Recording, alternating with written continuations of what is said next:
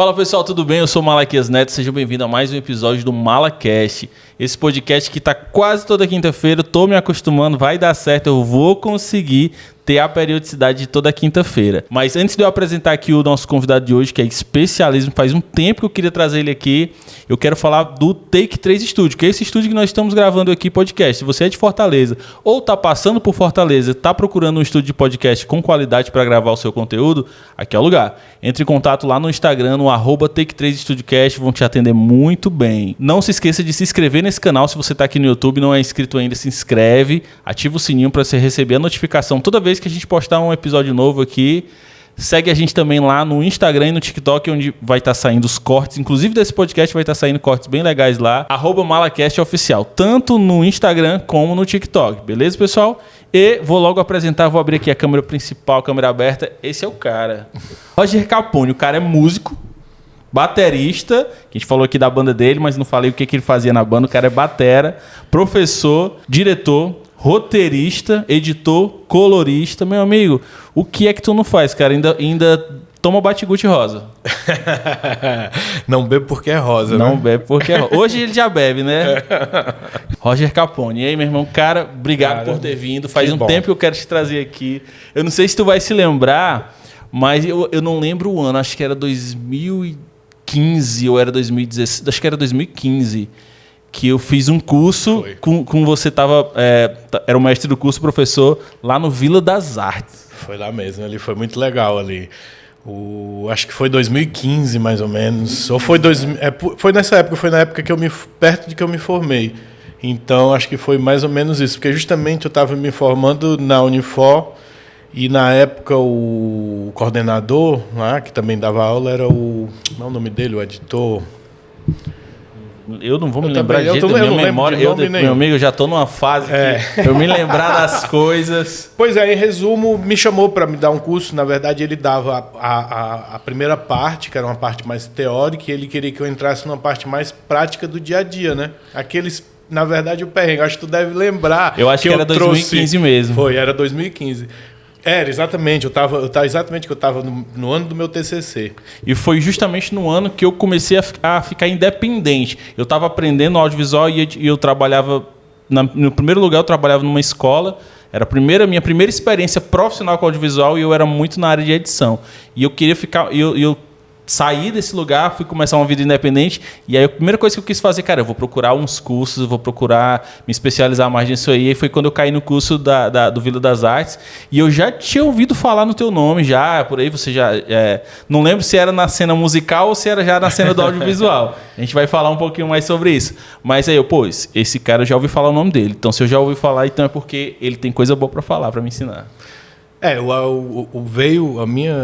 Você falou da música, na verdade, o que eu sou do audiovisual vem da música. Inclusive, é uma pergunta que eu quero te fazer. Tu é um filmmaker que toca ou é um músico que filma? Hoje essa resposta é muito difícil, porque eu comecei justamente isso. Você sabe que todo mundo que começa com banda independente, a maior dificuldade que tem é produzir o seu material, gravar. Na minha época, mais ainda. Hoje você tem home studio, hoje você faz muita coisa em casa. Antes você ainda precisava de um estúdio para gravar seu disco, Verdade. Né? Clipe era sonho. É luxo, cara. Clipe era luxo. Então, assim, isso foi na época que eu comecei a tocar com o Alan, que foi com ele que eu fundei minha produtora, em 97.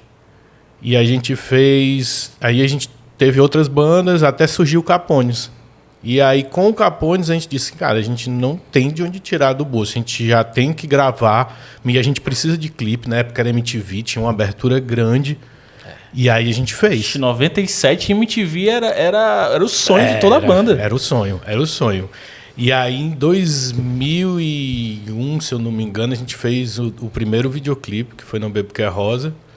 A gente gastou R$5,50. Caramba, o que vocês fizeram com esse 5,50 nesse clipe? Foi só o Bate-Guti que apareceu, que era o Não Bebo Porque é Rosa. Agora, engraçado também foi como foi feito. Você lembra que antigamente tinha as Cybershot da Sony? Aquela câmerazinha fotográfica? Demais, cara, lembro demais. Lembra? E antes, você sabe que era limitado o nosso tempo de gravação. Você tinha uns cartões para vídeo. Pra foto, não. Pra foto, mas pra Cartão, se eu não me engano, não era nem 1 GB, né? Se eu não me engano, nessa não, época. era 512, era o maior que a gente tinha. A gente tinha 2 de 256 e um de 512. Então era assim, era take de 30 em 30 segundos. E não tinha também como você setar a câmera. Não. Era tudo no automáticozão Era tudo dela. no automático. E era assim, a gente teve... Se quisesse E o se vídeo quisesse. ali. A gente gravou num terreno baldio, que foi do lado da casa do Alan, que era o vocalista, né? E o Alan já trabalhava com 3D essa época. Hoje ele é formado, ele mora na Austrália. Pode crer. Trabalho dos sonhos. Já trabalhou para Rockstar Games. Caramba! Então, assim... pois é, então, na época também... Esse clipe é aquele do bonequinho que aparece? Que aparece um bonequinho que tem... Conheço. E, por coincidência, teve um TCC de um amigo meu na faculdade que foi sobre videoclipe misturando animação. E a gente descobriu que a gente foi a primeira banda do Ceará a fazer um videoclipe com animação e filmagem. Um personagem animado interagindo, né? Exato, e misturado com imagens reais. Caramba. Pois é, tá lá documentado no TCC. Quando vocês fizeram, vocês sabiam que vocês eram a primeira banda ou vocês acharam legal a ideia? A gente não sabia, era por isso. O Alan já trabalhava com 3D, com animação. Então ele disse, não, vamos fazer, vou botar aqui, é uma coisa a mais. Então, se você vê também o clipe, é uma salada de coisa. Ele tem misturado 3D, tem uns efeitos diferentes de imagem. Então, assim, vamos dizer que é um laboratório que a gente fez ali. Cara, né? é o supra-sumo da identidade visual dos videoclipes dos anos 90, cara. Se você parar pra pensar. Você assistia os vídeos da MTV dos anos 90, você tinha tudo. Eu lembro, tem até um episódio de uma série que eu gosto muito, que é uma série de comédia realmente chamada, e que eles meio que montam como se fosse um videoclipe de uma música dos anos 90, 80, e aí eles brincando falam assim, cara, tem que ter tudo. Imagem preto, o momento que fica preto e branco, o momento que um velho aparece olhando o meu triste, gente, adolescentes pulando e conhecendo imagens aleatórias, né? Imagens aleatórias. Era a mente da juventude, a meu tecnologia era o começo. Eu peguei, quando eu comecei no audiovisual, eu comecei editando. Então eu peguei a fita, passei pro cartão, do cartão, né? Hoje em dia, assim, o momento da troca entre a fita e o cartão ainda passou anos e anos dos anos 2. Caramba. Né? E nessa época, no laptop era um luxo, assim, era um carro. Então, você tinha o seu desktop. E o clipe, a gente montou um desktop na sala e a gente gravou no terreno baldio. Então, era assim, 30 segundos, corriam lá, descarregavam no computador, voltava. 30 segundos, voltava. Era assim, corria. A sorte tinha 2 cartões, então eu conseguia gravar 1 minuto. Enquanto um cartão estava gravando, o outro estava descarregando. O outro estava descarregando. É muito difícil a gente ver um bom videomaker que é um bom baterista, mas impossível um bom baterista não ser um bom videomaker, cara. Isso daí é uma grande verdade, né? Na verdade, dizem também isso, às vezes, até da direção, né? Que muitos bons editores viram diretores. Exatamente. Né? E na música também tem isso. Eu vejo muito, isso foi até uma conversa eu com um produtor daqui, o Orsano. É um produtor muito bom. Ele trabalhou 15 anos nos Estados Unidos. Ele é músico, assim. E, coincidência, aprendeu também bateria com o meu mesmo professor, em outra época. E ele fala disso, que os melhores mixadores que existem no mundo, quase todos são bateristas.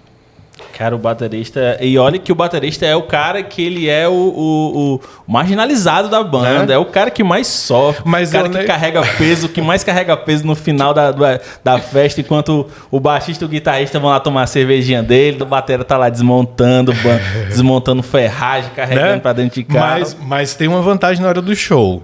É o lugar mais privilegiado, você tá sentado, né? Verdade. E você assim, para mim, pelo menos, é o instrumento mais divertido de se tocar. É isso que eu ia dizer. Me arrisco a me dizer que é o músico que mais se diverte trabalhando é o batera, cara. Só não na hora de desmontar, né? Só não na hora de carregar e desmontar. Por incrível que pareça, eu gosto de montar. Eu também. Eu gosto de montar e eu gosto de desmontar. Eu sou um tipo de cara que eu trouxe essa característica para as minhas produções. Eu gosto de montar o set e gosto de desproduzir. Eu sou desse jeito. Eu sou muito assim. Eu lembro que eu tive muita dificuldade, inclusive, de levar assistente para as minhas produções.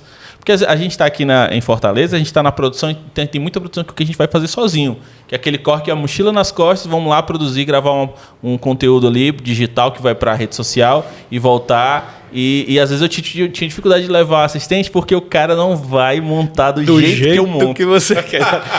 Não, assim, para ter ideia, eu tenho uma pessoa muito confiável de muitos anos que trabalha comigo, que me ajuda para montar minha bateria e tudo. Eu levo o cagaço dele todo show.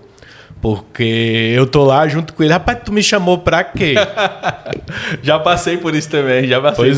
Inclusive, ele é o Pochete, ele trabalha... Ele é um mixador muito bom. Ele trabalha no Cuca, né? E a gente faz umas parcerias juntos lá no estúdio. Pode crer. Ele é como tanto bom músico quanto produtor. E, Roger, eu quero já começando com esse nome, que eu acho muito massa, Capones. Me remete tanta coisa, lembra máfia italiana, lembra Ramones, a banda. Pronto, tu pegou na veia certa. Na época que a gente veio do Capones, na época eu me lembro que eu tinha uma banda com o Alan, que era o Gargamaus na época. Né? Era mais pesado e tudo. E aí a gente acabou essa banda e a gente ficou, vamos fazer uma banda nova. Vamos. A gente se juntou com o Jones e aí o nome. O nome foi até a ideia do irmão dele. Veio do Al Capone, mas o principal é a semelhança com Ramones, né? Você tira o R, você bota o R e o M vira Ramones. Pois aí no começo da banda todos usavam o sobrenome. Aí cada um foi para um sobrenome diferente, eu acabei ficando e uso até hoje, né? Roger Capone, muito massa. E você falando aí das bandas, projetos musicais que você participou, e aí eu queria te perguntar, de onde é que vem a tua influência na música, assim? O que tu ouvia na infância, na adolescência? O que tu ouvia, de onde é que tu se inspirou para essa identidade musical que tu tem hoje? De criança sempre foi meu pai. Meu pai não era da música, era totalmente diferente. Meu pai era advogado e contador. Só que ele era a pessoa das coleções. Quando tinha vinil, ele tinha uma coleção enorme de vinil. Quando tinha fita cassete, ele tinha várias, CDs. E ele deixava tu mexer na coleção dele? Deixava. Porque quando tu falou, cara, era advogado e contador, imaginei aquele cara burocrático, metódico, que organiza os discos. Exatamente, eu ia entrar aí. Eu catalogava para ele, então tudo era numerado. Olha só. Tudo tinha. Aí chegou na época do CD. Na época do CD, ele ainda fez ele mandou fazer um aplicativo, porque na época você mandava fazer, não tinha esses aplicativos. Caramba. Às vezes porque tem um escritório de contabilidade e ele sempre foi muito vanguarda assim, nessas questões tecnológicas. Então, primeiro tem computador, tinha uns cobra, o computador era do tamanho dessa mesa. Né? Então, tudo isso. Aí ele mandou fazer esse programa, era assim, cada CD tinha seu número, tinha o nome do disco, o nome do artista e todas as músicas. Então você entrava ali no aplicativo, eu quero música tal. Aí ele mostrava em qual disco tinha, qual era o número de disco. Era um software para catalogar a estante, o acervo dele. Isso, só para isso. É um software para administrar o acervo. Exatamente. A minha esposa, ela é bibliotecária, então ela entende muito disso aí. Ela é um software de administração de acervo. Na época era tudo feito em planilha, à mão e tudo. Nessa não. Aí começou essa época que tinha os programadores. Então como ele tinha... Ele na época comprou um programador, fez o programa da folha de pagamento e tudo. Aí, então ele mandou fazer esse aplicativo para o acervo, para tu ver o nível de esmero e cuidado que ele tinha com esse acervo. Aí o CD passou pro DVD. E nisso era coisa de 2.000 CDs, 3.000 DVD, essa coisa assim de muito mesmo. E o que é que ele escutava que tu escutava em contrapartida? Pois é, ele, assim, era muito variado, mas ele escutava muito, na época que eu era muito pequeno, eu me lembro muito de uns fonezão assim, eu tenho uma foto pequena assim, com uns fonezão grandão. Ele tinha disco do Rolling Stones, na época, tinha disco... Rapaz, era uma infinidade, assim, rock progressivo, tinha muita coisa, blues, né, muita coisa de blues, como também... tudo variado, música brasileira, assim, muita coisa que também eu não me acertava. Por exemplo, em 88 foi a primeira vez que eu vi o disco do Ramones na minha vida, que foi o Ramones Mania. Tu se lembra quantos anos tu tinha? 88, sou de 79, 7 eu acho. Eu comecei a tocar bateria com 11. Bem novo, a minha sorte foi essa, graças à minha mãe. Caramba, e Ramones com 7 anos de idade. Porque, assim, é como eu digo, hoje em dia, você vê, tipo, pra mim, o que eu defino o Ramones, que eu sempre defini naquela época, é o simples perfeito. Não precisa ser mais que aquilo e não precisa ser menos que aquilo. Né? Às vezes é difícil outra banda tocar Ramones, porque você não precisa que quer jogar demais. Uma virtuosidade, você não precisa ser demais. Algumas coisas do tocar errado deles criou essa identidade deles. A própria palhetada para baixo, né? Toda música do Ramones, a palhetada é para baixo. Então você vê aquela... E o clássico, né? Que todo mundo... Primeira coisa que você fala em Ramones, pra mim, é a contagem nas músicas. Sim, sempre. Didi Ramone gritando, depois foi o CJ. Sempre. É o clássico. E quando chegou mais ou menos na tua adolescência, que tu começou a tocar bateria, pronto, aí, e aí o que é que tu ouvia? O que aí tu começou eu a ouvir comecei sempre com punk rock. Então eu vim do Ramones e suas vertentes. Green Day é uma banda que até hoje eu sou muito fã. Eu gosto muito, assim, eu acho que eu comprei... Green Day é punk, considerado punk rock mesmo? Foi o começo do punk. Porque hoje se difunde muito que se misturou pelo pop e tudo. O último disco deles é muito essa veia mais pop ainda, mais moderna, porque o Green Day é uma banda que, se você ver, o Green Day tem 3, 4 fases. Eu me lembro muito que, assim, o meu primeiro contato com rock, eu vim num berço cristão, evangélico, então música, rock, então era coisa do Satanás, do demônio. Não entrava na minha casa, meu pai não entrava disco de rock, nada disso. E aí eu não conhecia, literalmente eu não sabia que existia rock até os meus 13 anos de idade. Não tinha nenhum contato. E aí, óbvio, na escola, né, você vai conhecendo, fazendo amizade com outras pessoas, e aí foi me apresentado a primeira banda de rock que eu acho que eu ouvi na vida foi Guns N' Roses. Eu aprendi bateria com ela. Aí é que tá. Eu já tocava na igreja, tocava violão, e na igreja que eu ia não tinha bateria, mas tinha como se fosse um tipo de atabaque, um tantão, um instrumento percussivo, e eu adorava. E eu tinha uma facilidade muito grande para ritmo, de fazer o ritmo, assim, eu tinha uma facilidade muito grande. E aí, nessa época, eu comecei a me interessar para tocar bateria e, cara, na escola, eu fui estudar numa escola que tinha uma sala de música e tinha uma bateria. Aí meu amigo, não teve outra. Me apresentaram o Guns N' Roses, logo em seguida aí veio o Nirvana, e aí veio esses meus colegas, acho que era a 7ª ou 8ª série por aí, e eles eram muito fã de banda grunge. Eu acho que nessa época de 98, 99... 91 foi quando eu comecei a tocar. O movimento grunge estava crescendo, né? Chegando aqui no Brasil. Lá fora já era febre. Estava chegando muita coisa aqui no Brasil. E aí eu fui apresentado a Nirvana, Silverchair. Sim. Green Day, Offspring, e essas bandas, cara, a minha cabeça fervilhava. A gente conseguia as fitas dos shows do Offspring. Eu lembro que tinha um colega meu que ele fez um apanhado de clipes e shows, porque eu não assistia nem MTV nessa época, não tinha, era o meus VHS, pais não deixavam, né? Era o VHS. E ele pegou uma fita e gravou vários clipes de vários trechos de shows. Guns N' Roses, Nirvana, Silverchair, Offspring. Tu deve lembrar aquele show clássico de Paris?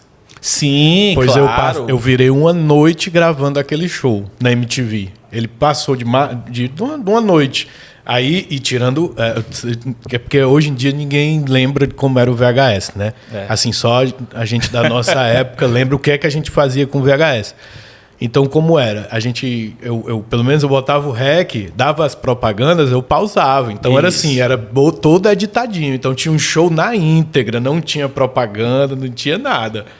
Então eu gravei, eu passei a noite inteira gravando. Esse show passou a madrugada na MTV ao vivo, eu gravei ele inteiro, esse show de Paris. Cara, eu lembro que o primeiro show que eu vi foi o show do Guns N' Roses ao vivo, For Illusion 1 e 2.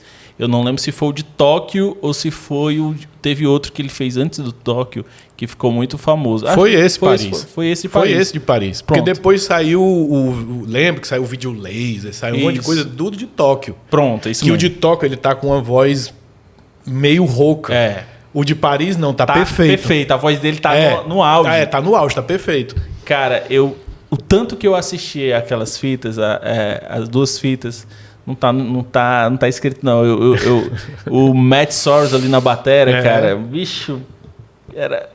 Depois eu vim conhecer outros bateras de hard rock, né? Que aí foi até o próprio batera do Bon Jovi. Sim. E outras bandas nessa época, mas Guns N' Roses foi uma coisa que me marcou demais, cara. Eu me lembro Nirvana também, que eu era nessa época. O meu pai viajava muito para fora e ele trouxe o Nevermind. E foi a primeira tiragem, tinha acabado de lançar. E trouxe o Illusion 1 e 2 e o Nevermind. E na época os discos vinham, não era só a caixinha de disco lá, vinha numa caixinha, sabe? Era todo... Cara, a galera não sabe mais o que é isso hoje. Vinha numa caixinha. A gente lê o encarte. O encarte dessa coisa. E esse é legal, porque esse é a primeira tiragem do Nevermind, é aquela partezinha do CD que fica dentro, é azul. Né? Só tem nessa primeira tiragem. O acrílico azul, né? Não é o acrílico, é a parte que era preta. É azul. Não é transparente. Olha só, nem tinha o transparente. Agora que eu me toquei do que tu disse. Era porque aquela parte de trás era preta mesmo. Exato. Aí, em vez do preto era o azul. Então só tem isso na primeira tiragem. E eu, pivete, eu era do colégio, eu me lembro, as caixinhas podia ter guardado até hoje. Não, eu cortei, botei no caderno, preguei. Mas é isso, né? Eu lembro que nessa época aí, meu pai tinha comprado o primeiro computador, e aí, óbvio, você comprou um computador, você tinha venda casada, né? O cara vendia computador e impressora. Sim. E o tanto, aí foi quando eu aprendi a mexer na internet, a primeira coisa que eu botei no Google lá, Guns N' Roses, aí aparecia as fotos do Slash com as guitarras Axel, imprimiu, que em uma noite acabou a tinta da impressora toda. Aquelas HPzinhas antigas que acabou em uma noite. Era rapidinho. E P no outro dia que gastou toda a impressora. Cara, é uma coisa que é difícil você explicar isso para essa nova geração, para a galera. É difícil esse prazer. É óbvio que hoje tudo está na palma da mão, né? Eu abro o Spotify, eu tenho acesso a bilhões de música. A gente tinha que pegar abrir uma gaveta, pegar um CD que tinha lá 10 a 15 músicas, colocar no aparelho, escolher a música que você vai ouvir, pronto. Era todo um processo analógico para chegar e você ter aquele momento de prazer. Disco, né? Não, você engoliu o disco. A gente falava que escutava que furava o CD. E tinha a fita, né? A fita ajudava muito, porque assim, eu comprava outro amigo comprava outro comprava outro, e todos copiavam a fita para todos. Isso quando a gente não ficava lá na rádio esperando a nossa música tocar para gravar na fita. Com a vinheta da rádio. Com a vinheta da rádio. Cidade! Isso. Tome música lá. Cara, é papo de véio, né? Isso, né? É papo de véio, mas é um prazer. Mas isso explica o que a gente tem hoje. Por exemplo, eu acho que tu deve lembrar no meu curso, na época... Eu me lembro, toda vida que eu ia dar um curso de edição, a primeira coisa que eu levava para lá era um videocassete, entendeu? Eu levava vídeo, mostrava de como era feito, desde da maquinazinha que tu ia ali, cortando o filme, coisando, cada é uma experiência sensorial, né, bicho? Então, tudo aquilo, antigamente, eu nunca editei com isso, né? Mas eu estudei muito, assim, pesquisando justamente por isso. E você fala, os editores que falaram disso, cara, tinha cheiro, isso, tinha uma coisa. Então você entrava naquela sala ali, você montava aquele filme e os efeitos. Eu lembro que você falava que a máquina de edição era do tamanho dessa mesa aqui. Era enorme. E era rolo que era quando você cortar, que a gente usa hoje no Premiere, né? Era cortar mesmo. Era uma faca ou uma tesoura lá que você cortava um pedaço, cortava no outro e colava no outro. Então, exatamente. Eu me lembro da época que a minha primeira aula era isso. Eu disse, olha, tá vendo toda essa tua barra de ferramenta que tu tem nesse teu aplicativo? Isso tudo era de verdade. Era assim. Tu tinha uma ferramenta para cortar, tu tinha outra que tu emendava, tu tinha outro que tu fazia a sobreposição do filme. Para colocar uma trilha que não estava lá, era outra parada. Exatamente, isso aí tinha 2 pistas de áudio, você podia usar uma e a outra, né? Então tinha toda, aí já teve uns mais modernos que você usava já 4 pistas. Eu lembro que o Pikachu, não sei se tu conhece o Pikachu, ele é cinegrafista, ele falou que ele também é dessa época, ele contava que quando ele fazia os eventos, né, os casamentos, que ele ia botar a trilha, você tinha que gravar inteiro de novo, é como se você fizesse a gravação em cima da gravação para colocar a trilha. É como hoje a gente chama na gravação no estúdio de áudio overdub, né? Sim. Que você grava ali, depois grava outro por cima, outra trilha. Antigamente você tinha que fazer isso. Era igual o cartelado. O cartelado antigamente era isso, você vinha sobrepondo. Por isso que essas palavras, elas vêm do contexto físico que elas têm. Exato, é do contexto físico. O cartelado era uma cartela mesmo, que alguém fazia um lettering na mão. Ou você fazia várias letras, recortavam. É o stop motion de hoje em dia, né? O stop motion de hoje em dia a grosso se modo, fala muito. É isso. Só que aquilo era feito no manualzão mesmo. Aí tudo você compara. Eu digo que hoje os aplicativos pegaram tudo isso aí do analógico e jogaram dentro. Aí eu entrava na parte do VHS. Eu olhava, antigamente a gente tinha 2 VHS, a gente editava desse jeito. A gente dava um play, gravava no outro, fazia nossas edições e tudo. Era assim. Abre o teu Premiere ou o teu Final Cut ou o que for, não tem 2 telas, não tem 2 play. Pronto, Sim. são os 2 videocassete. Exatamente. Né? A mesma coisa que a gente fazia com áudio quando ia gravar numa rádio ou pegar de uma fita para outra. Eu lembro que meu avô, ele era o cara muito da tecnologia também. Eu lembro que ele foi um dos primeiros aqui no Ceará a trazer a máquina de escrever elétrica. Sim. Né? Tinha isso, a máquina de escrever elétrica. E ele tinha um gravador de fita, que era aquele gravador que a gente vê nos filmes, que era o bicho grandão, você play, rec, passa, aquela coisa toda. Tô falando de rolo? Não é o gravador de fita cassete, de áudio. Aquele gravador que é do tamanho do notebook desse aqui. E aí ele tinha e aí quando lançavam um modelo à frente, não tinha um lance, eu vou vender aqui para comprar outro. Não, ele ficava com os 2 em casa. Ficava com todos, né? E aí, o mais interessante de tudo é que você podia gravar num, e aí você botava esse que você gravou para tocar, com o microfone do outro, pegava o que você gravou numa coisa, e no outro aqui você fazia um outro som, uma outra parada, gravava uma outra parada por cima. É como se fosse meio que um mashup, alguma coisa assim do tipo, só que você fazia isso com 2 gravadores de fita. Era muito louco. Pronto, isso. É exatamente isso. Antigamente tinha um rolo também, né? Tinha gente, por exemplo, tem o Floresta, o restaurante, Sim. o Pedro, o pai dele, quem contou essa história foi meu pai. É o maior, não do Brasil, mas um dos maiores colecionadores de vinil de jazz do Brasil. E aí ele falava que ele fazia assim. Todos os vinis dele, meu pai falava que ele abria, botava para tocar, gravava no gravador de rolo e guardava. Nunca mais ele tocava aquele vinil. Ele só escutava do rolo, para não... para não estragar, não poeirar, não acontecer nada. Foi pronto. Caramba, isso aqui é cuidado, meu amigo. Isso aqui é cuidado. E era uma coleção assim que dava inveja, assim, jazz e blues, assim, diz que era uma das maiores do Brasil. Rod, tem 2 projetos teus que eu pesquisei e eu queria que você falasse um pouquinho sobre eles. Um é Os Planárias. Vamos lá. Os Planárias, ele surgiu porque, assim, na época do Capones, né, a gente começou em 2000. Então eu me lembro que o auge do Capones foi 2004, quando a gente tocou no Ceará Music, né? A gente foi um show enorme assim, então assim, era o ano que a gente é agora ou não é. Pode crer.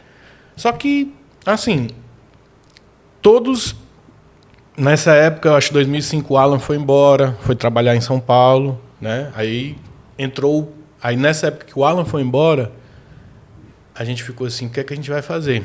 Aí a gente conheceu o Planária. O Planária era na época ele era novo, e ele começou a aprender guitarra, as coisas, tocando, escutando a gente. E aí a gente chamou para ele ficar no lugar do Alan, enquanto o Alan foi, né? Pra gente não parar a banda, não continuar. Sim. E assim, a gente meio que foi devagar, não tava assim para atenção. O Alan foi, mas vamos continuar aqui, continuar tudo. Não que o Alan saiu da banda. Sim, sim. Né? Mas o negócio deu muito certo. Então, hoje a gente fala que o Planário é o 5º Capone, né? e é verdade, a gente já fez show com ele também, os 5. Então, ele entrou e deu muito certo, a gente começou a tocar de novo muito. E tipo assim, e aí eu foi e dando certo, aí ele acabou também tendo que sair. Pode crer. O Capones, ele acabou por uns 6 meses, desde que ele existe em 2000. Ele teve uma época que saiu todo mundo, o Capanga foi para São Paulo. E aí acabou por uns 6 meses. E aí, tipo, eu sou uma pessoa que eu não consigo ficar sem música. Tipo, hoje em dia, para mim, eu tive um projeto passado que eu estava realmente investindo nisso, que era a minha última tacada, vamos dizer que se um dia eu posso viver disso. Hoje, para mim, é um hobby mais gourmet. Mas é profissional. Assim, eu faço direito. Sim. Né? E fora que minha produtora, eu trabalho muito com música. Sim, então... claro. Vamos falar sobre isso. E aí o Planárias surgiu, no Planárias, e aí foi para cada lado. Eu tive outras bandas, passei muito tempo fazendo uns projetos, tocava muito no Órbita ali mesmo, só por diversão e tudo. E aí acabou que surgiu o Planárias. Não, vamos montar uma banda. Inclusive era o Jones que tocava até baixo. O Jones hoje está em Portugal, que é do Capones também.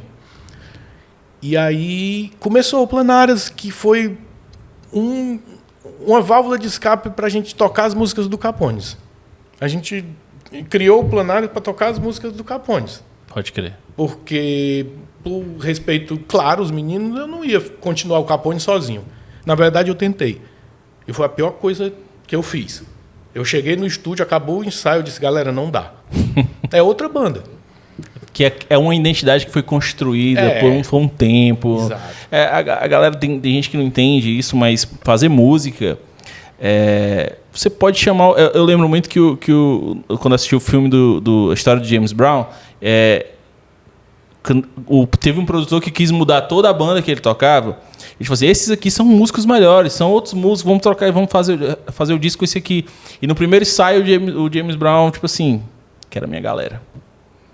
Porque existe uma sinergia quando você tá com uma não é só uma história, não é só porque... Não, existe uma energia que rola dentro de estúdio, que rola no palco, que você só consegue com aquela galera. E tudo, e até a questão de composição, de tudo, você fez aquilo junto. Sabe? Você tem aquilo ali, por mais que você coloque um músico que toque 10 vezes melhor... Que ele aprendeu, ele escutou muito, ele sabe executar a música igual, mas não igual ou até melhor. Não vai ser igual. Não vai ter aquele sentimento do músico que criou aquilo, né? Então, assim, aí a gente começou. O Planária é um cara, assim, fora da curva. É outro gênio da música, sabe? O Alan é um e o Planária é outro. Eu digo que, assim, que eu tenho sorte de encontrar essas pessoas e saber me dar bem com eles e a gente conseguir extrair o máximo de um do outro. E o Planária é um cara desse, assim, fora da curva mesmo. Ele faz música, assim... O engraçado é que ele faz música na boca. Ele começa, aí ele manda uns áudios. Não sei o quê. Eu disse, pô, massa, não sei o quê. Aí depois de meia hora ele manda a base do que ele fez na boca. Aí ele vai criando a música assim, entendeu? E, assim, é um monstro. E aí a gente começou a fazer música com Planárias. E, tipo, começou o show virar meio a meio, entendeu? Hoje a gente tem que escolher do que a gente toca de um e o que toca de outro, porque a gente não deixa de tocar o Capones. Então, vira aqui mesmo assim. E aí, o Planárias, hoje, a gente está gravando, a gente quer começar a lançar, próximo semestre, 2 músicas por mês. Qual é a ideia? É uma música instrumental e uma música com letra. As músicas instrumentais são trilha para videogame. Então, vai sair um agora, que o nome é Menu. E outra que a gente fez na época da pandemia, que essa é com letra.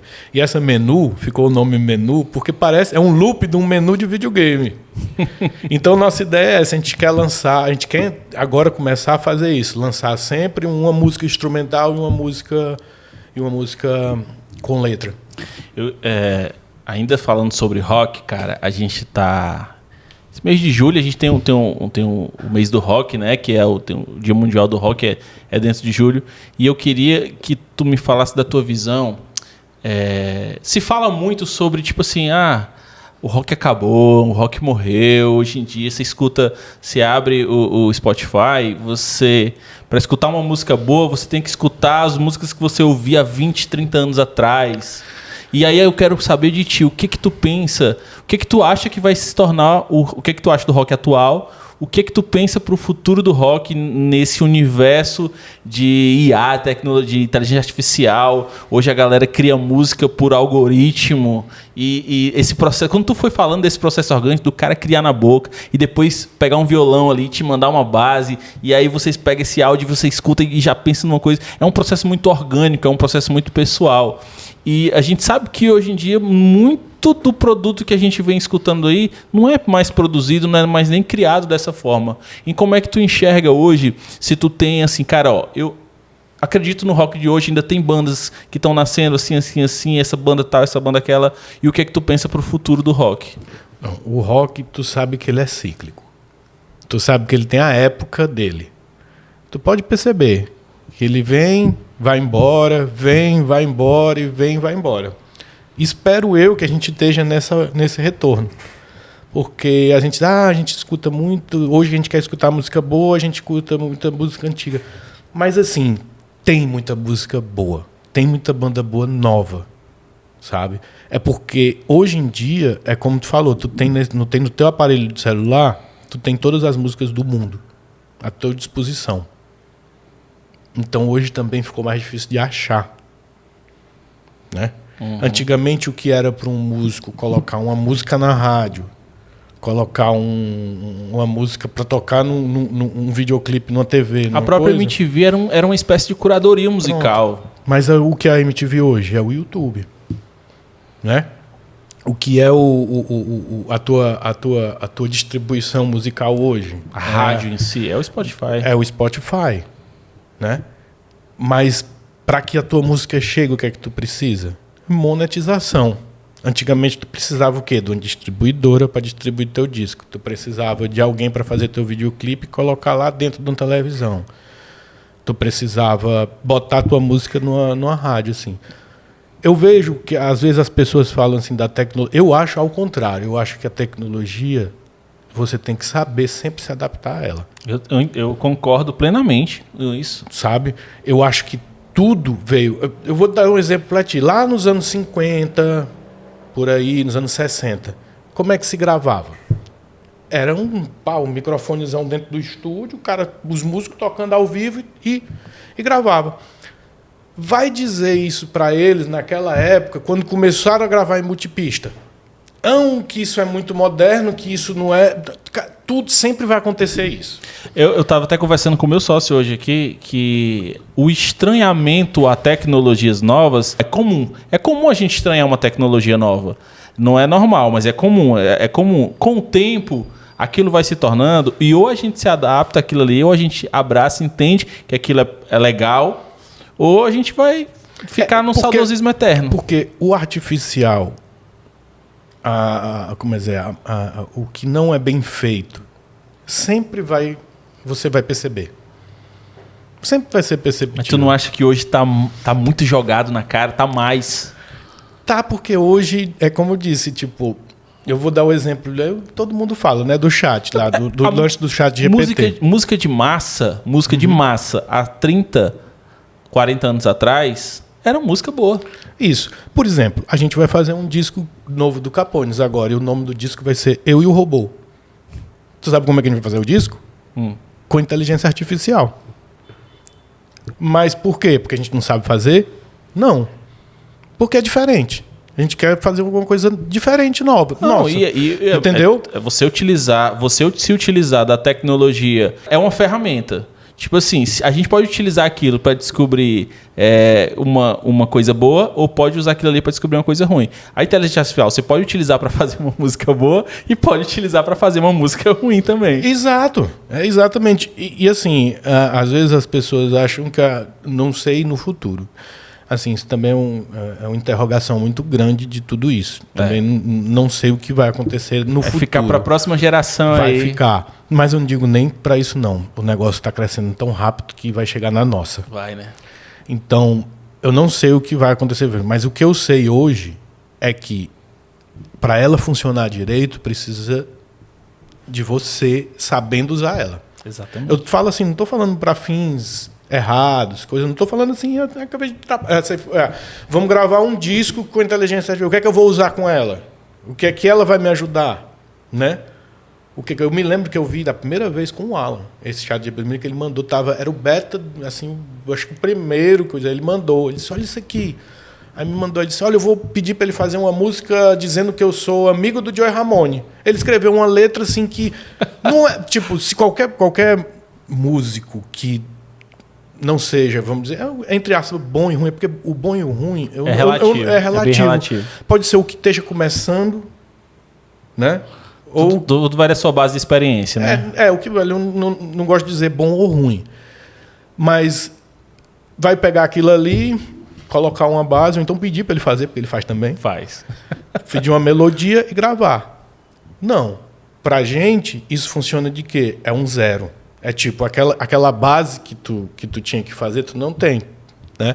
É o que hoje é, por exemplo, o que é que eu ganhava antigamente, eu me lembro que eu ganhei dinheiro com audiovisual fazendo menu de DVD. Eu ganhava muito, porque muita gente sabia fazer. Menu de DVD, sim. Entendeu? Botar caractere em vídeo. Entendeu? Fazer... Aí tu vem fazer animação 3D. Eu me lembro na época que eu comecei, você fazia tudo do zero. Hoje, tu paga um banco, tu pega um negócio feito do zero, site também. Sabe? Tu não precisa programar aquilo ali do zero para dizer que tu é um programador bom. Entendeu? Aquilo ali vai te ajudar. O cara aquilo ali é uma questão... Claro que vai ter as pessoas que vão pegar aquilo ali e fazer o Ctrl-C e Ctrl-V. É errado? Não. Se a pessoa está fazendo isso, ou ela está aprendendo, né? Ou, então, ou aquilo funciona para ela naquele momento. Exato. Aquilo naquele momento funciona para ela. Então, assim, eu não gosto, às vezes, de julgar, às vezes, como a pessoa usa e para que a pessoa usa. Claro, tirando os fins, né? Sim. De querer roubar o outro. Porque, infelizmente, toda tecnologia que vem com... as duas coisas. É 50-50. Né? Tudo. Até um carro é uma tecnologia ruim nas mãos da pessoa errada, né? Eu assisti um podcast interessante, tu falou de carro, com esses carros que andam só, né? Sim, autônomo. Eu não me lembro o nome, né? É um neurocirurgião que é famosíssimo. Ele foi até o responsável daquele chute lá, que a pessoa que chutou, né, com a perna mecânica. Sim. Com o próprio pensamento dele, a perna... Esse cientista que mapeou. Aí chamaram ele para dar uma consultoria nessa questão dessas coisas de carro, né, dessa inteligência. Aí ele estava lá. Todos os testes que foram feitos com o humano, 100% certo. Aí ele pegou e disse assim, beleza, bota um dinossauro aí na frente dele. Atropelou todas as vezes. Então, assim, a mente humana vai saber que também tem que parar ali. O computador não. Tu vai ter que alimentar. Aí eu acho que o medo das pessoas com a inteligência artificial é isso, porque dizem que daqui a 5 anos ela não vai mais aprender através de você. Ela já vai aprender por si só. Ela não precisa mais que você alimente ela. Poxa, o próprio algoritmo das redes sociais é assim.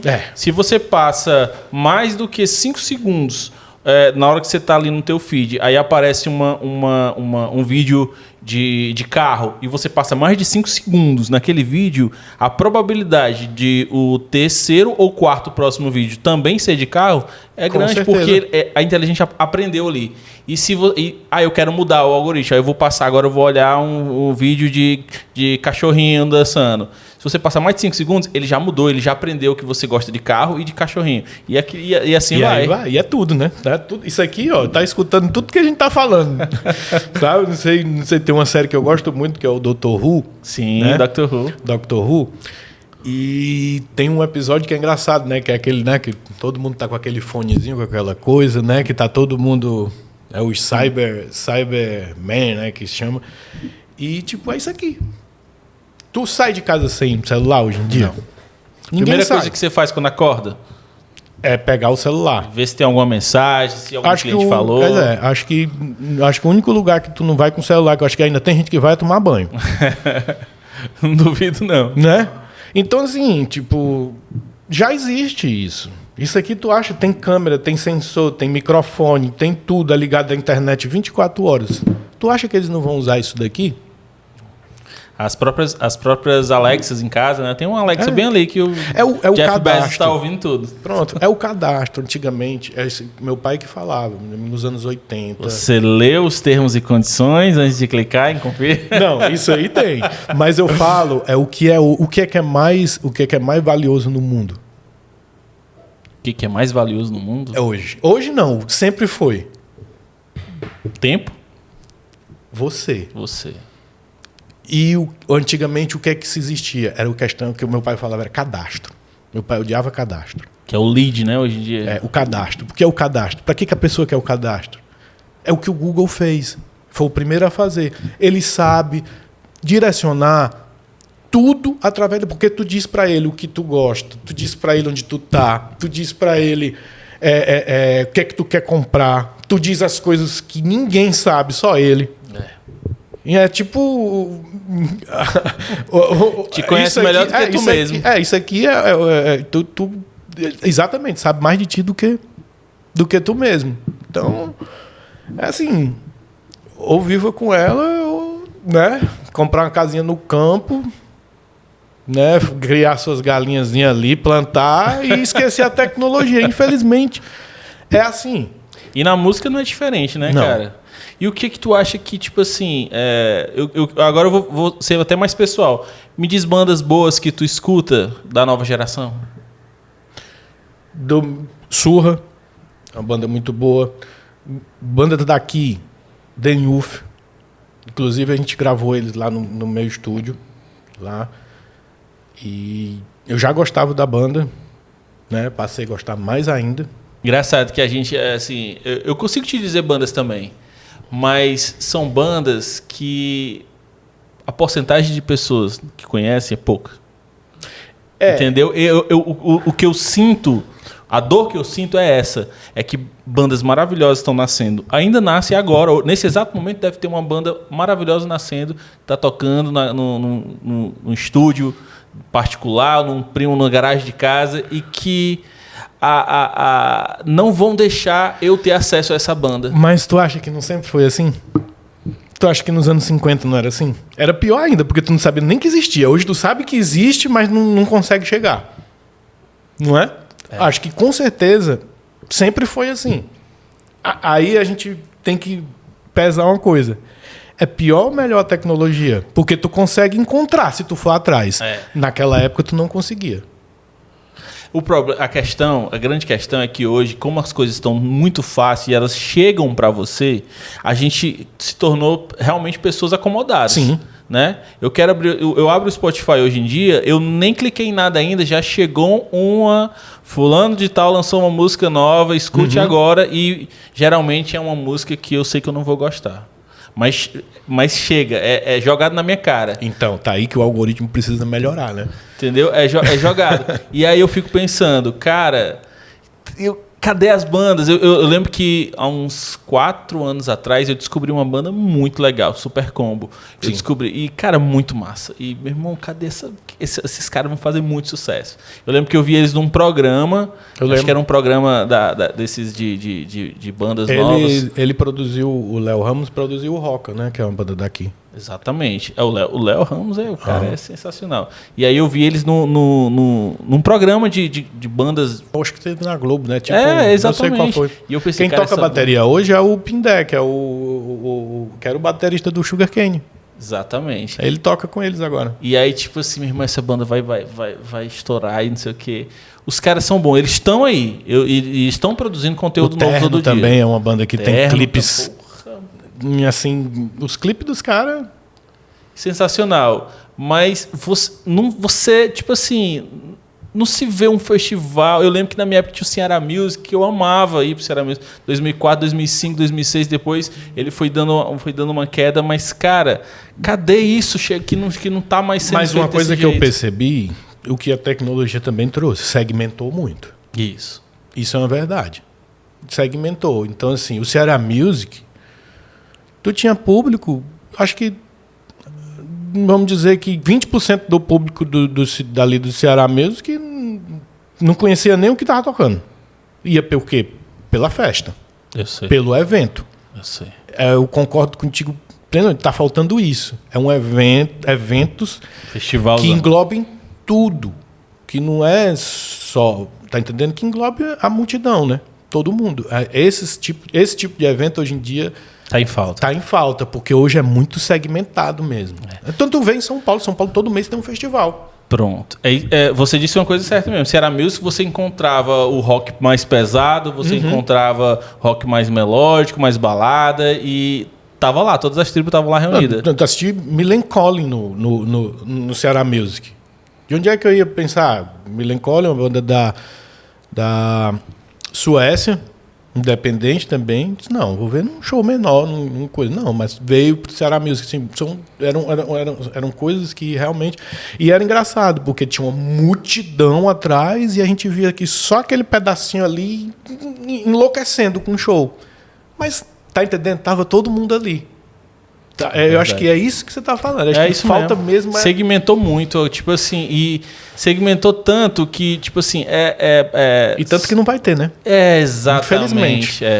É uma pena realmente o Tristeza. festival ter sido cancelado. Segmentou tanto que, tipo assim, a galerinha só do metal, agora a galera só do alternativo, assim, mais melódico, e os festivais são separados. Sim. A galera não se junta mais, né? Eu me lembro na época que eu comecei a tocar, eu era mais novo, a gente fazia os shows. Eu me lembro que antigamente tinha o Casarão, tinha o Espaço Cultural, tinha vários lugares e os shows eram assim, tinha banda de metal, tinha banda de punk, tinha banda de rock, era tudo assim, a nossa cena sempre foi muito misturada. Não que hoje em dia não seja. As festas são um pouco mais separadas, mas as pessoas ainda que, pelo menos aqui, existe o respeito. Entendeu? Com outros, pelo menos dentro do rock. Eu percebo isso. Cara, o papo de música é um negócio que deixa embora. que a gente vai longe. Mas eu queria falar uma coisa antes da gente se encaminhar para o final. A gente tá quase 1 hora de papo aqui, viu? Olha aí. Só para você saber. Coisa boa. Tem que vir de novo, então, viu? Tem, vai. Tem muita Você vai vir de novo, não tem nem para onde correr. Cara, eu queria falar um pouquinho sobre a Plataforma Zero. Primeiro que esse nome já é muito sensacional. Os nomes que tu cria, cara, é muito massa. Capones, Plataforma Zero. Eu queria saber para ti como foi a criação da Plataforma Zero e como é que tem sido a tua experiência esses anos todos com esse projeto. A criação da Plataforma Zero meio que eu já falei um pouco, dá só uma resumida para vocês entenderem. O Alan, que é o vocalista do Capones, a gente tinha a banda há muito tempo, ele já trabalhava, ele que me ensinou a editar. Então, assim, a gente não começou fazendo os videoclipes, e aí a gente fez outro, aí outras pessoas viram e pediram pra gente fazer, aí a gente chegou e viu, a gente tá fazendo clipe para outras pessoas. Vamos montar uma produtora. Aí a gente montou a Plataforma Zero. Plataforma Zero é legal porque vem do Capones também, é uma música do Capones. Tem uma música que o nome é Plataforma Zero. Foi uma música até que a gente ganhou do Henrique Bedic, do Carbono, uma banda lá do Rio. A gente estava tocando com eles em Recife. Eles disseram, tem uma música que vocês podiam gravar. Aí foi Plataforma Zero. Aí eu, Alan, vamos botar Plataforma Zero. É muito massa esse nome. Aí ficou. Pois a gente entrou, foi meu sócio durante o tempo que ele morava aqui. A gente começou em 2004, se eu não me engano, 2003, 2004. Porque eu só fui registrar a empresa, mesmo que eu trabalhava em produtora, era uma coisa paralela, né? Foi mais para 2011, por aí. Mas eu vi que você teve experiência até na televisão também, né? Foi, eu trabalhei muito tempo na TV União. Eu acho que eu estou mais de 1 ano lá. Trabalhei em várias produtoras e também fazendo muito material para televisão. Assim, acho que a minha maior experiência assim, é programa de televisão e filme, finalização, essas coisas. Tem uma dinâmica diferente você trabalhar para produtora e trabalhar para televisão? Tem. Tem questão de... Ambos têm aqueles prazos, né? Deadline pesadíssimo. Deadline pesado. Mas assim, o que atrapalha o programa de televisão é o que atrasa na produção. O da publicidade não, é porque sempre tudo é na última hora. Então, isso aí não vai mudar. Mas na da televisão é isso. Às vezes a gente tem muito pouco tempo, às vezes eu faço uns especiais, que é editar, vamos dizer, 2 editores para editar 37 programas em 1 mês e pouco. E gravar, a equipe externa gravando. E a gente faz. É pau na máquina ali, vai editando. E quando sai, quando tu tá no quinto já, os outros, tudo já vai, você já sabe onde encaixar tudo. Então, eu acho que o nível, assim, eu gosto muito de trabalhar com televisão, sabe? Tanto que eu até falei aqui no começo, a gente estava conversando, hoje mesmo eu vou gravar um piloto de um programa que eu quero fazer no YouTube, né? Não chega a ser um podcast, uma coisa sobre bateria, né? Sobre coisa, mas... Quero ir lá, viu? Quero ir lá. Vamos. Cara, e produzir videoclipes, como é que é essa experiência videoclipe? Você, como músico, eu como músico também, o que eu mais amo fazer de todas as produções que eu vou gravar é produzir coisas relacionadas à música. Seja videoclipe, seja um session ao vivo, seja uma transmissão, uma live. Eu entrei nesse universo da live, né, em 2020 e pra ti, como é que é essa produção de videoclipe? Como é que o teu nível de envolvimento, como é que tu se envolve quando tu entra num projeto de um videoclipe para uma banda? Quando é um videoclipe feito todo lá na produtora e tudo, que é direção minha, tudo. Cara, a gente... Faz roteiro, tudo. Qual é a tua participação num videoclipe? Geralmente, assim, tudo depende de cada banda. Sim.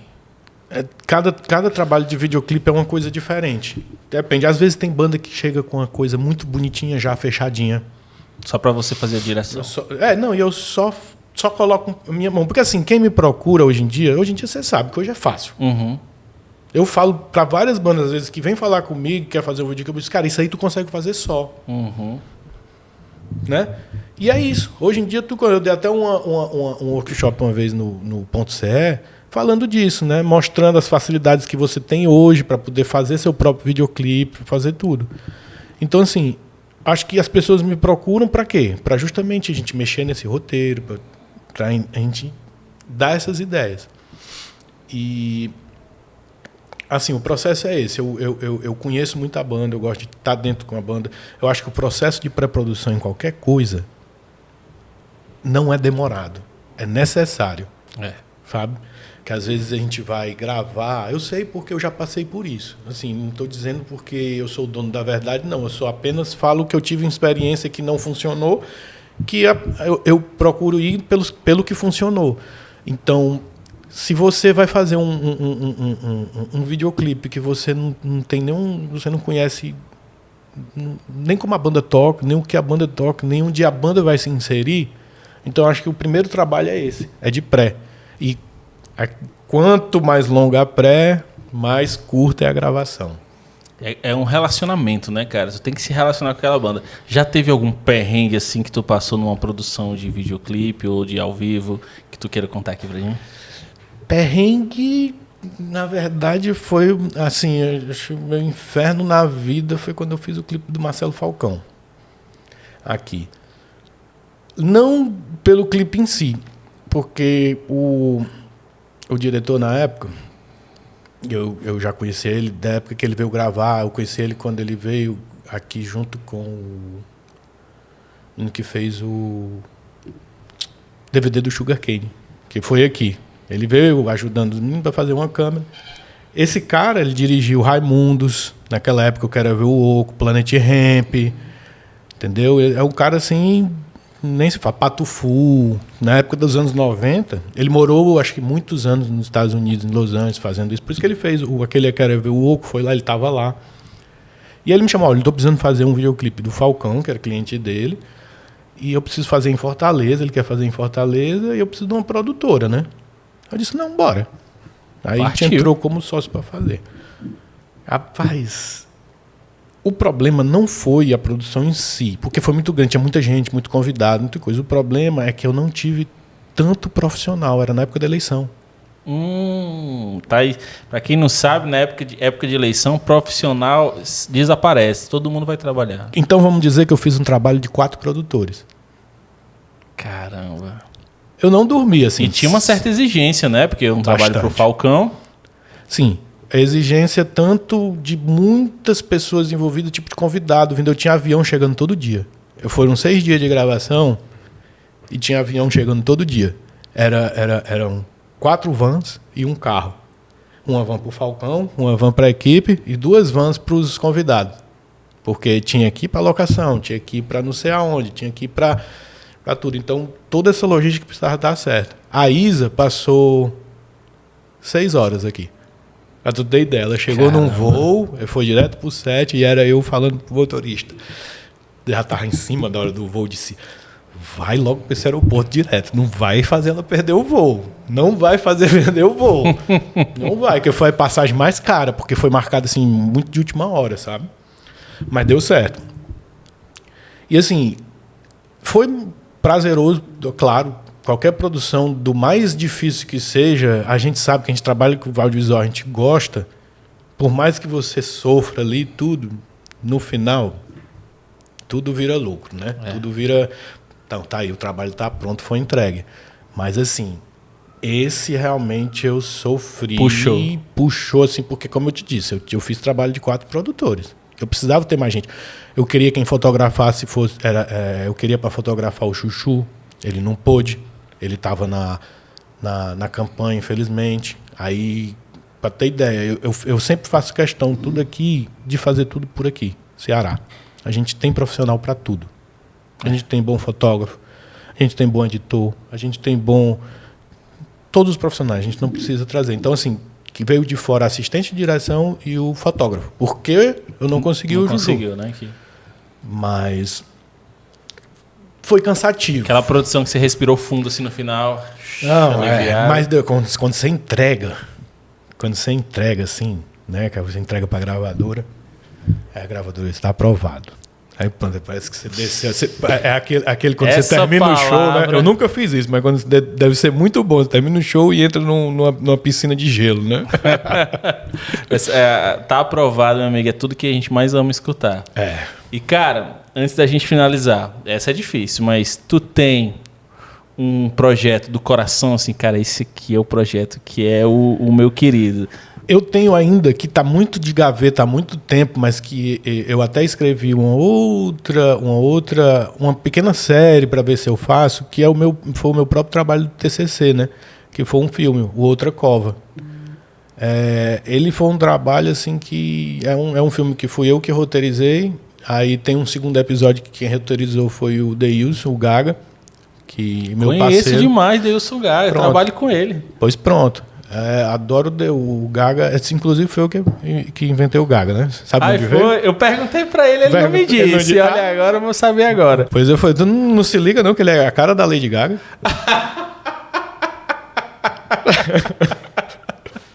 Ai, meu Deus do céu. Mas não veio daí não, foi engraçado. Eu me lembro que eu fui gravar um videoclipe, foi quando eu conheci ele. Eu gravava, acho, no estúdio lá do Eusébio, acho que era o estúdio do Gilmário. Aí o Ícaro, ele sempre fazia para mim, né? Muita coisa, ou fotografia, assistente. Na época ele trabalhava. E ele estava, na época, com os problemas que ele sempre tem de hérnia de disco, não sei o que, ele não conseguia carregar. Ele disse, eu vou levar um amigo meu, que ele vai fazer o trabalho pesado e dá para fazer e tudo. Eu disse, não, massa. Aí chegou o Deilson, né? Não é Deilson, é Gaga. Aí Deilson, aí eu sei que ele tava meio de bobeira assim, né, a gente gravando, e ele querendo, o Deilson, o cara, sabe, ele é proativaço. Demais. Então ele ficava ali sempre querendo fazer alguma coisa. Eu quer saber? Aí pegou, na época era Z1, lembra aquela Z1 da Sony? Tô ligado, Z1, trambolhão. Eu entreguei pra ele, Gaga não, ainda não, ó, tá aqui, ó, grava tudo. Fica um making off. Não tinha uma hora que ele tava com a câmera assim na minha cara. Assim, ó. Tava com a câmera. Aí eu já comecei a ficar impregnado. Eu disse, é isso. Aí eu me lembrava daquele clipe, eu não sabia o que botar um apelido nele. Aí me lembrei daquele clipe da Lady Gaga, que era o Paparazzi, né? Sim. Aí eu disse, esse bicho parece um paparazzi, meu irmão, do clipe da Lady Gaga. Aí pronto, ficou Lady Gaga. Aí ficou até hoje, cara, até hoje. O paparazzi. Aí ficou o Lady Gaga. Aí o engraçado é que todos os trabalhos pra frente, teve uma época que ele sempre assinou como Deilson Gaga.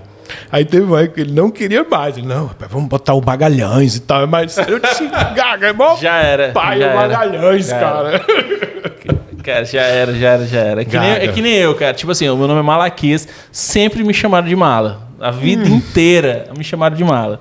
E eu nunca levei pro pejorativo, nunca. A galera achava porque ele fica puto quando chama de Lady. Nossa, eu vou chamar você de Lady agora. Aí a galera, tipo assim, cara, eu vou fazer um podcast, aí eu não quero botar mala.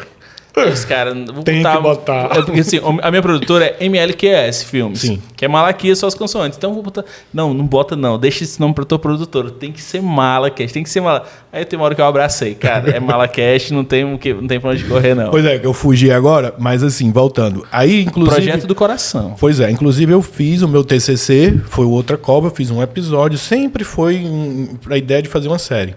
E quando ele foi se formar, o Gaga ele fez outro episódio. Que do próprio, só que ele que escreveu. E até a gente fez um clipe junto agora do Rasga, da banda dele, e depois de muitos anos o Gaga voltou aí, depois da pandemia, né? Ajudou a gente lá, fez assistência de direção pro Rasga. E aí eu falando com ele, eu tô querendo transformar essa série numa série... vamos dizer assim... Eu não queria uma série normal, eu queria uma série mais fácil. Audível, que é uma série narrada, que tanto você possa escutar só o áudio, quanto você tenha o vídeo e o áudio. Entendi. Então, eu queria abranger as duas plataformas. Eu queria que ela tivesse tanto no Spotify, entre outros, e no YouTube. E tá no momento, viu, pra isso, cara. Spotify tem colocado muito essa parada. Né? E a ideia é o quê? Você tá aqui, indo daqui pro seu trabalho, é 5, 7 minutos cada episódio. Aí na hora do intervalo você assiste. Ou então você tá no ônibus indo para lá, tá no caminho indo para lá, você vai escutando ou assiste, né? Que hoje em dia a televisão tá aqui. Exatamente. Né? Hoje em dia, assim, não sei, pelo menos eu sou da época da televisão, mas eu hoje assisto muito pouca TV aberta, né? TV hoje em dia você é por demanda, né? Você assiste o que quer.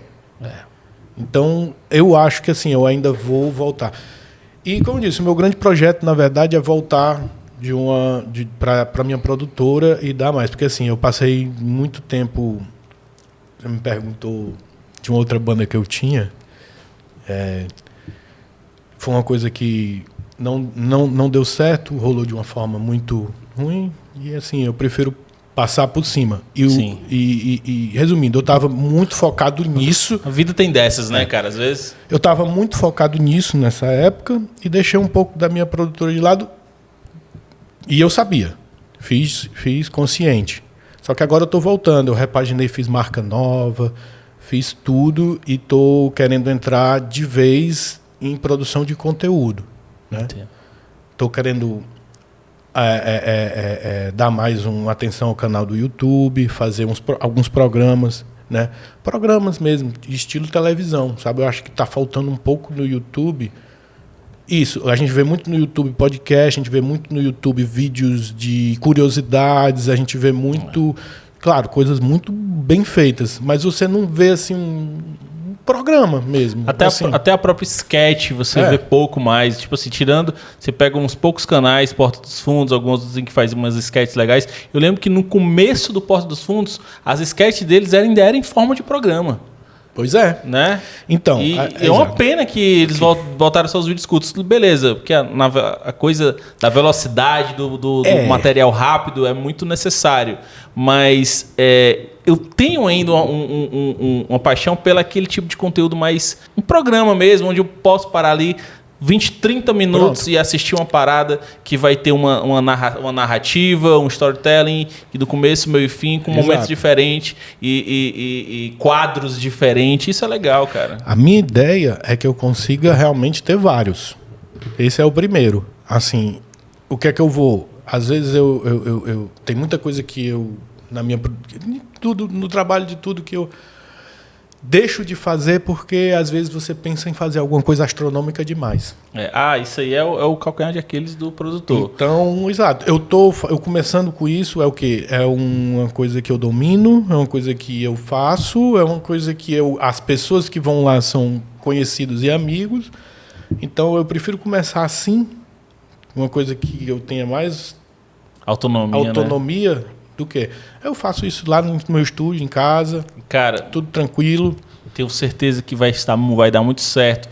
Eu sou tipo assim, eu levanto a bandeira para produtor de conteúdo independente. Esse podcast aqui, ainda não tem patrocinador, não. Mas vai ter. Mas assim, cara, a gente já tá no 24º episódio e eu tô aqui firme e forte. É um projeto autoral, é uma coisa que eu quis fazer. E eu te digo, cara, faz o projeto, dá o primeiro passo. Às vezes a gente está esperando o momento perfeito, ter o equipamento perfeito, ter o roteiro perfeito, ter os convidados perfeitos. Não vai, cara, pode até ter, mas mesmo que não tenha ainda tudo perfeito como você quer, faz a parada acontecer, bicho. É o que eu falo, assim, eu venho da escola do faça você mesmo sempre. É como a gente conversou aqui. Você viu que a gente falou de banda. Câmera na mão, ideia na cabeça. Exato, que justamente veio isso da música. Na verdade, que é o quê? Faça por você. Não vai esperar, porque não vai vir alguém com a vara de condão e dizer, cara, você hoje é isso. Não. Não vai.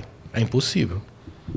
É que nem aquela história, né? Tipo assim, será que se num estalar de dedos caísse aqui do céu o melhor estúdio, os melhores equipamentos, a melhor equipe, os melhores convidados, para você fazer agora, você todo mundo teria condições de fazer? Não. Claro que não. O processo ele é importante, né? Exatamente, a evolução. Entendeu? Até é uma coisa que eu vou fazer nova. Eu sempre tive atrás, não na frente. Claro que na música, eu meio que separo um pouco. Claro que como músico, eu sempre estou na frente da câmera, sim, né? Mas como produtor, como essa questão de um programa, eu nunca tive assim na frente, né? Assim, dando minha cara assim para falar assim alguma coisa, né? Sendo você, porque com música eu sou baterista, né? E, tipo, beleza, a gente fala, tem entrevista ali, toda uma coisa ou outra, mas o negócio é sentar ali naquela bateria e fazer barulho. É isso. Cara, que massa, bicho. Eu adorei esse papo. Eu acho que a gente precisa ter um outro episódio para continuar esse papo. No próximo episódio, quem sabe lá no seu projeto, olha só. Pode ser. A gente fazer um episódio lá no seu projeto. E aí tu vai lá, tocar bateria. Vou fazer barulho lá no teu estúdio. Não é só pra conversar lá não, viu? Lá tu vai ter que tocar. Vamos lá, estou morrendo de saudade. Cara, que papo massa. Obrigado por ter vindo, Roger, de verdade. Eu torço muito pro teu projeto. Vai dar tudo certo, tenho certeza que vai dar certo. Se for criar um canal novo, já me manda aí que eu já quero me inscrever. Agosto deve estar tudo, eu devo estar colocando tudo, já começar a divulgação e tudo. Agora eu vou gravar o piloto hoje, devo editar no mês agora de julho, e aí agosto começar. Eu já fui no de julho, já tenho alguns outros para gravar, e aí a partir do mês de agosto já vai começar a sair. Tamo junto, cara. Gente, se você ficou até agora, assistiu esse episódio maravilhoso e não deu like, alguma coisa tá errada aí. Então vai lá, dá o like, ajuda a gente. Se inscreve no canal se não é inscrito. Manda esse episódio pra galera. Deixa nos comentários o que você gostaria de perguntar aqui pro Roger que eu não perguntei. Que aí no próximo a gente vai fazer essa pergunta. Beleza? Se inscreve no canal. Entra lá no Instagram e no TikTok, @MalaCastOficial. E a gente se vê no próximo episódio. Valeu!